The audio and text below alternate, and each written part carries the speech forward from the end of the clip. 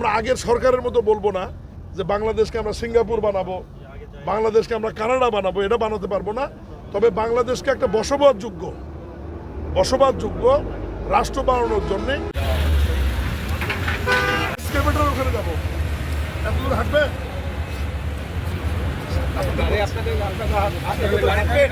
আপনাদের বলছে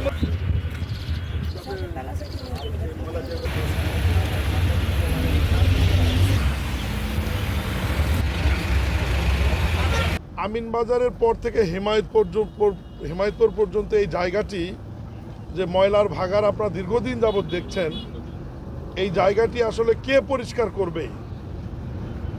অভিভাবকহীন ছিল আসলে। এটা উত্তর সিটি কর্পোরেশনের মধ্যেও পড়ে না, সাভার পৌরসভার মধ্যেও পড়ে না। ফলে যে যার ইচ্ছা মতো এখানে ময়লা ফেলিয়ে দিয়ে চলে যেত। এটা প্রতিরোধ কেউ করতো না এবং পরিষ্কারও কেউ করতো না।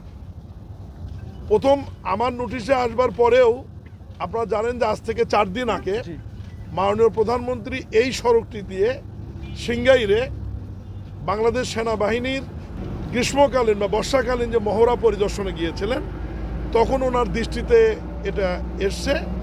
তারপরে উনি আমাকে নির্দেশনা দেওয়ার পরে আমি জেলা প্রশাসক মহোদয়কে বলি এবং এরপরে আমরা একটা মিটিং করি।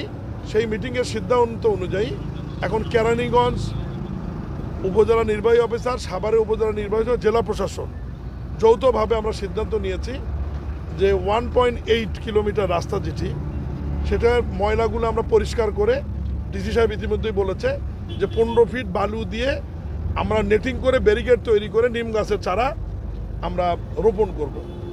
আর আমি আপনাদের মাধ্যমে এই এলাকার যারা এই যে তিতুলঝরা ইউনিয়ন, আমিনবাজার ইউনিয়ন এবং কেরানীগঞ্জের 2-1টি ইউনিয়নের যারা এখানে অযাচিতভাবে ময়লা নিয়ে এসে যারা ফেলছেন, তাদেরকে অনুরোধ করব যে সাভার পৌরসভার পক্ষ থেকে রাস্তার ঠিক উল্টা দিকে আমরা ময়লা ফেলানোর জন্য একটা ভাগার বলি বা ল্যান্ডফিল বলি আমরা নির্মাণ করে দেওয়া হচ্ছে, যেটি ডিসি সাহেব বলেছে আপনারা ময়লাগুলো নিয়ে এসে সেখানে সবাই ফেলাবেন। আমরা আপনাদেরকে সহযোগিতা চাই, কারণ এই গন্ধটি আমি যেহেতু বগুড়ার মানুষ, আমি যাওয়ার সময় এটা উপভোগ করছি আজকে প্রায় 30 বছর।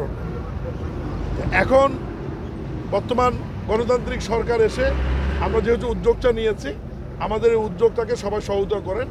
এবং ডিসি সাহেব তার বক্তব্যে বলেছে যে আমরা ক্লিন বাংলাদেশ, গ্রিন বাংলাদেশ করবার যে প্রচেষ্টা চালাচ্ছি, কিন্তু আমরা আগের সরকারের মতো বলবো না যে বাংলাদেশকে আমরা সিঙ্গাপুর বানাবো, বাংলাদেশকে আমরা কানাডা বানাবো, এটা বানাতে পারবো না। তবে বাংলাদেশকে একটা বসবাসযোগ্য রাষ্ট্র বানানোর জন্যে এবং মানুষ যাতে নিশ্চিন্তে তাদের শ্বাস প্রশ্বাস নিতে পারে, এটা করবার জন্য রাষ্ট্রের পক্ষ থেকে, প্রশাসনের পক্ষ থেকে যেটুকু করার প্রয়োজন আমরা করবো ইনশাআল্লাহ। ধন্যবাদ।